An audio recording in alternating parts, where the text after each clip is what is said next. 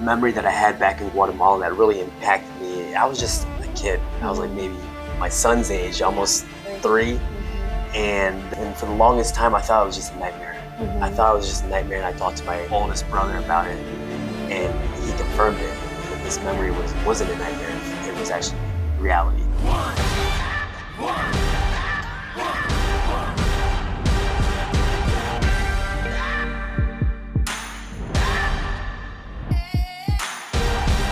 Welcome back, guys, to another episode of 317 Wellness Podcast. I'm Jody. And my name is Tim.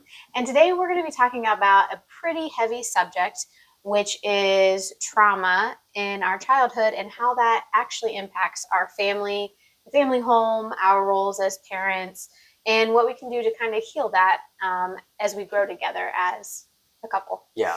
So, yeah. And, this is kind of a heavy subject for me, just because, I'm going to share the story just recently that what's happened. Actually, it was actually yesterday. And what I've realized right now is that the more I'm sharing my story, I'm opening up with what's been going on, I guess, back in Guatemala, where I grew up in. The trauma that my brothers and I faced have really started popping out more the more I talk about it. And I've never really actually realized how like this creeps into your lives years later. And I think people don't really understand their trauma, and it can be moments where they just flip. Right.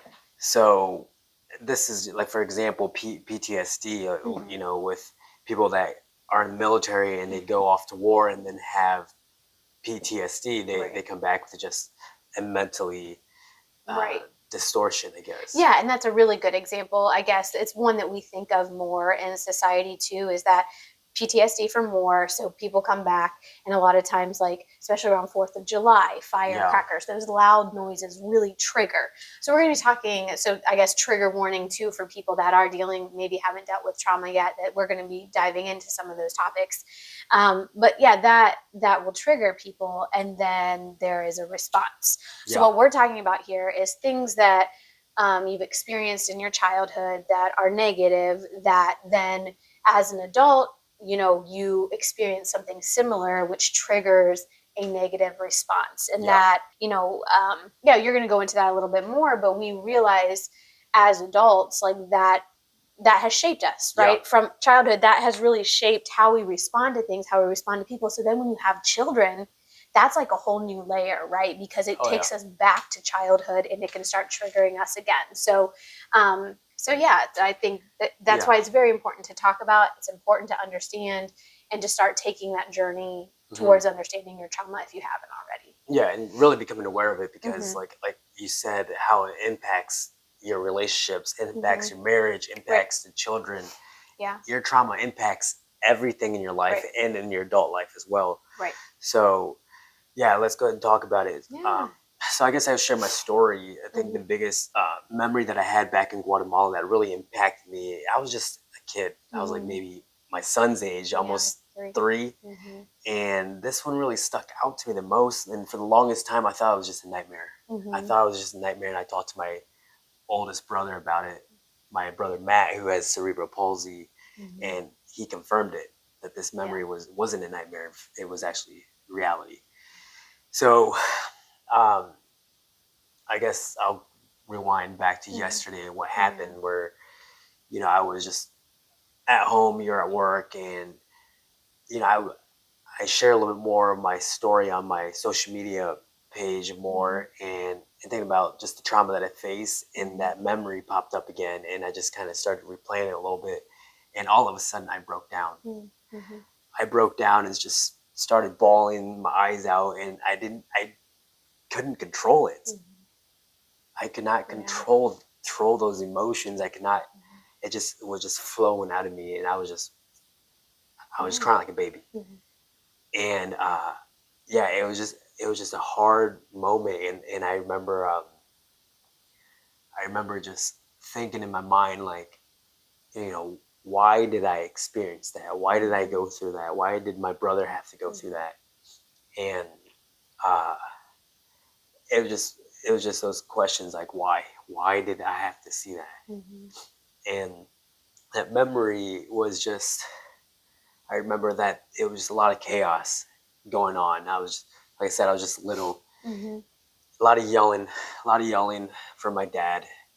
And I remember I was just standing there, and my brother Matt was in the bathroom, and he had cerebral palsy, so he couldn't really function very well, and he was on the toilet and couldn't clean up after himself.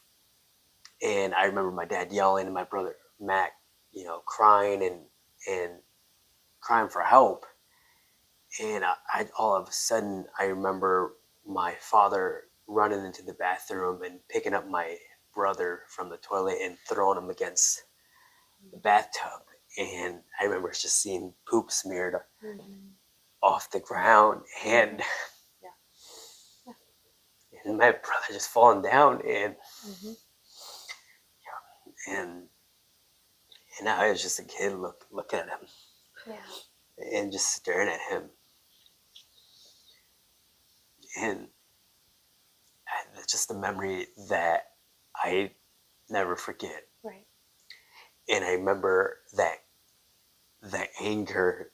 I think when I was crying yesterday, I'm crying now because it's very, very hard to talk about. But the anger that I felt in that moment has been the anger that I've had all my life.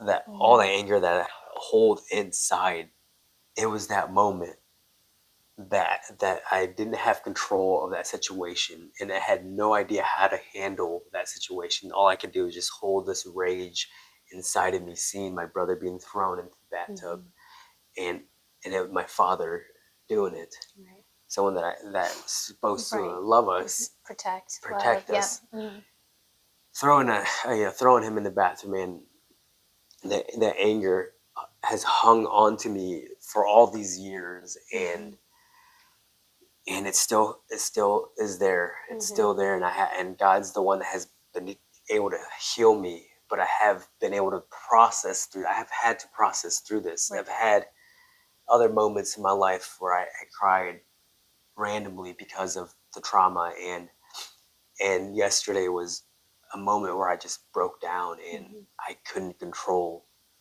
the tears. I couldn't control anything, and it was me crying out to God, asking Him to release this anger. Yeah. Just crying out to God, just release this anger from me. I don't want this anger inside. Right. And I realized that God isn't going to completely get rid of this anger. He's not going to get rid of anger, but He is going to use it for good. But that trauma that I've held on for so many years has impacted my relationships. It has impacted why, I would get in fights when I'd be drunk, or just being an idiot and just being reckless. Is because I was just angry and trying to fight everyone when I was younger, and that anger just really destroyed a lot of relationships. Yeah, I think one of the things that you said there about like you're wanting God to, or asking kind of God to take that away from you, and knowing that He's not going to. I think that's a really good like kind of point to a point to really process and kind of talk about a little bit more too. So God, unfortunately, we live in a broken world, right? And there's so much brokenness that does happen to us that it can't be taken away from us, unfortunately. But your faith is one thing. Can you talk about that just a little bit more, like how your faith kind of comes into this whole healing process? Because it's not just a thing where you have like, boom, oh, I recognize this is where my anger comes from. This is that point of trauma. It's going to be a process. And how does faith really play into your healing journey? So I think that God wants us to come to Him with our addictions, wants us to come to Him with our problems, our burdens, and we can't carry this ourselves. We can't carry all the trauma. We can't carry all the hurt because there's so much. And that's why God sent His Son, so that He could carry that burden, so that we could give Him that burden, so that God could come in and be able to heal our hurt, be able to heal what people have done to us, so that He can restore our hearts and make them new, and so that He can purify us and make us a new creation. And I think God has really, through this journey, has helped me to heal a lot of that pain, because God does restore your brokenness. And that's how I've been able to heal. There's no way I would have quit drinking. God had to throw in situations in my life because there's addictions and generational curses that I had to deal with, that I had to break so that I could move forward into a new man. Yeah. So God is the one that's helped me through this.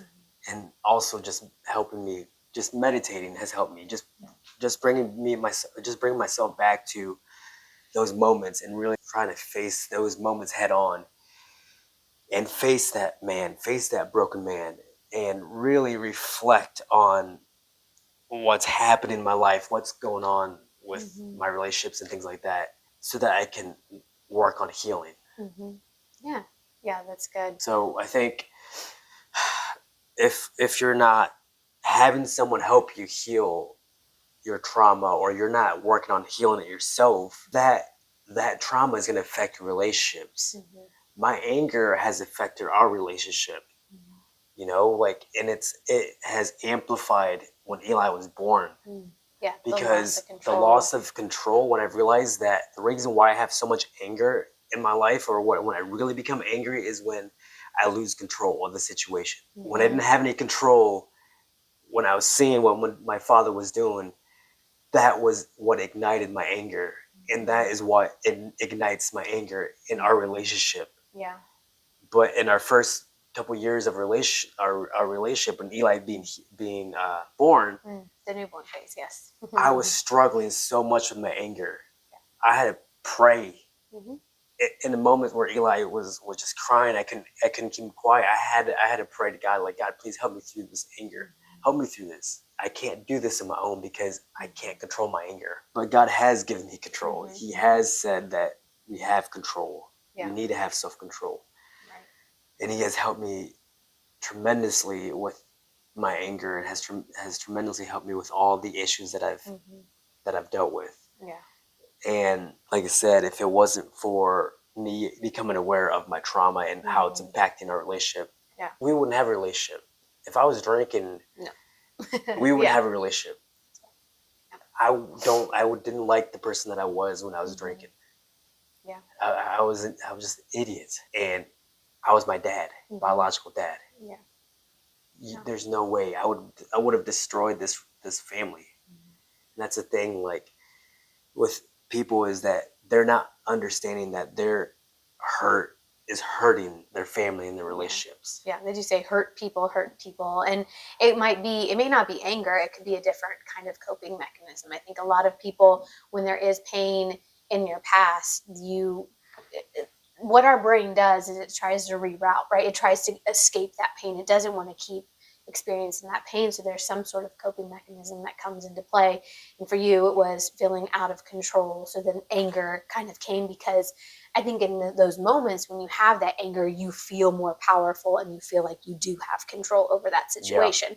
Where, I mean, and I'll point out, though, that in that moment, sometimes it feels like you actually lose control because you are getting angry. Like, the only thing in those moments you really have control over is your own reaction. That's really all in life we have control over, is ourselves and our reactions. So it's kind of, you got to start rerouting and thinking, okay, I don't feel in control, but I am in control of myself. So how can I really, that's what you have control over, right? Yeah. So you have to think, kind of flip the script on that when you do feel that. And so for other people, you may have trauma out there from other forms of abuse or things like that, and you have different coping mechanisms. So it's hard work. I mean, it's very hard. It's very emotional. It's what do you want to call it? It's just weary kind of work, soul weary kind of work, to go in and look at your trauma and try to figure out. Because first, like you said, you have to acknowledge it. You have to acknowledge what has happened.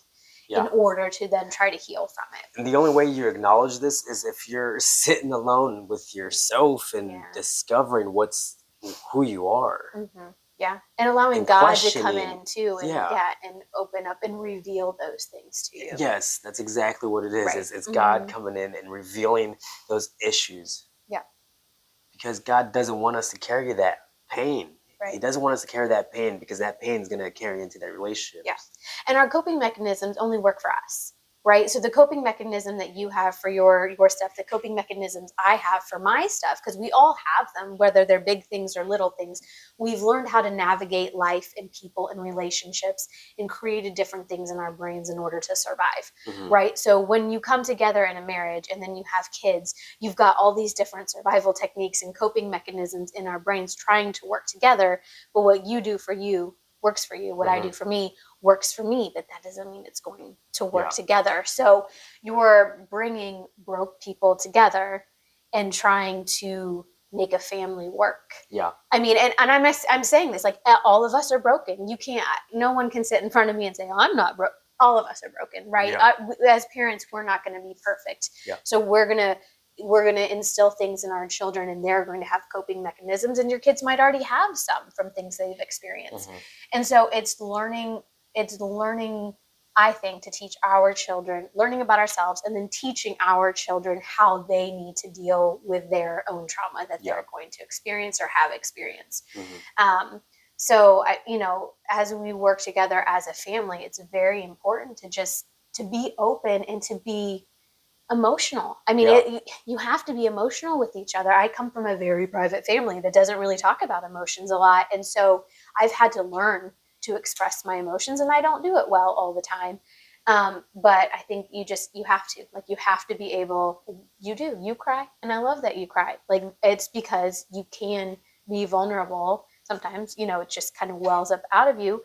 And for me, I cry too. I've never cried more in front of anyone than I've cried in front of you, because I'm learning to figure out what's going on within me and why I do what I do, so that we can come together, help each other heal, and then help our children grow and heal as well. So let's give them an example of just what happened today. We went on a date today, and I got angry. We had different expectations of how the day was going to go, like how we only had 5 hours, or I don't know how many hours we had to hang out and get the Christmas shopping done. And I'm aware of time. So like when we go in, I'm just like, okay, let's not pick different options, just figure out what we want, make quick decisions and just go.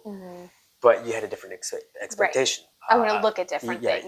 You look at the details a lot more than I do, which is a good thing, because sometimes I'm wrong, where I shouldn't have rushed That's recorded. Yeah, that's true. Sometimes he's wrong. Sometimes I rush a decision without thinking about the details. So I'm in the wrong at times. Not all the time, but I know.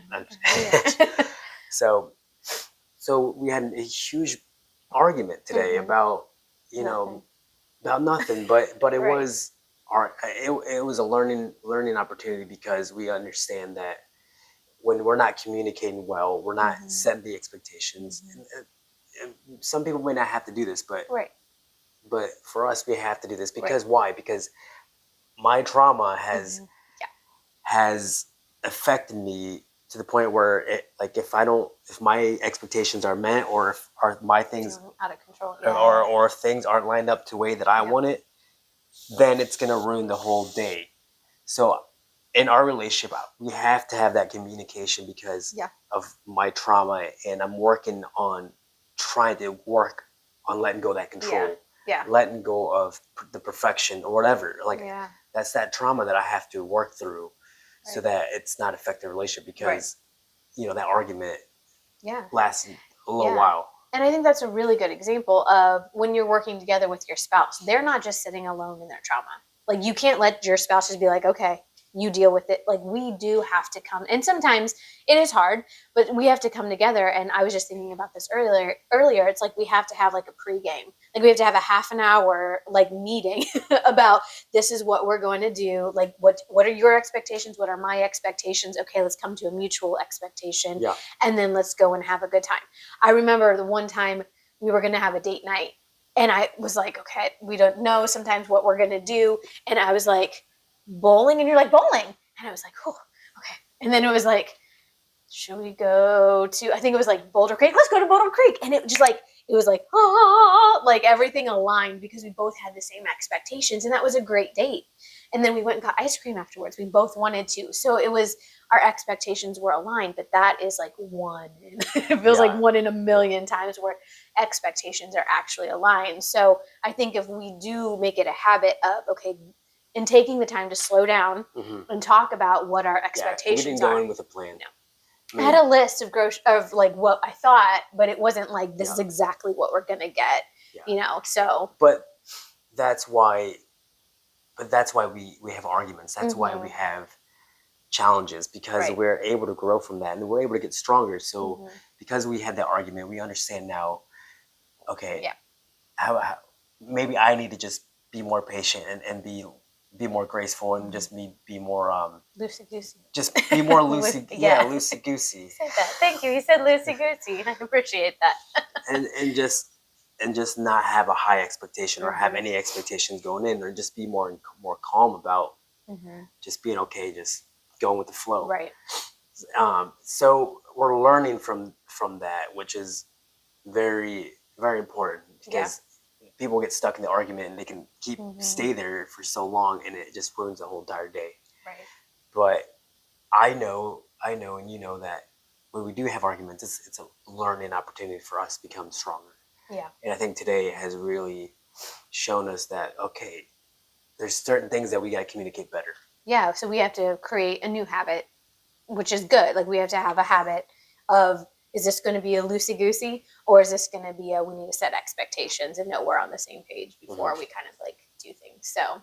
So yeah, I think we did learn that today. And I think while I don't like arguing, we can grow from those times. So yeah. And like I said, it comes down with just self-awareness. It comes down with knowing who you are, knowing what your weaknesses are, what you face or what you struggle with, and really trying to work on yourself, really trying to heal yourself so that you can become better for your family. Right. Better for your kids. Your kids deserve to have the best, parent that they can. And being open and vulnerable with your kids, I think, is also important too. So, I mean, you don't have to when they're little, but when they're older and can understand, it's a way to help them process through things as well, knowing that, there's a reason why, mommy got angry at blah, blah, blah, or dad got, upset about this or whatever.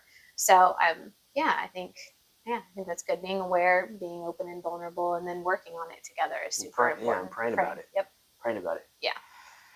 Okay. All right. That's it. All right, guys. Thank you guys so much for watching, and appreciate you guys listening and all the support as well. So if you have any questions, make sure you leave in the comments below. Like and share if you enjoyed it. And like I said, just self-awareness. Yep. Is the key. Yep. So anyways, until next time. Bye. Peace.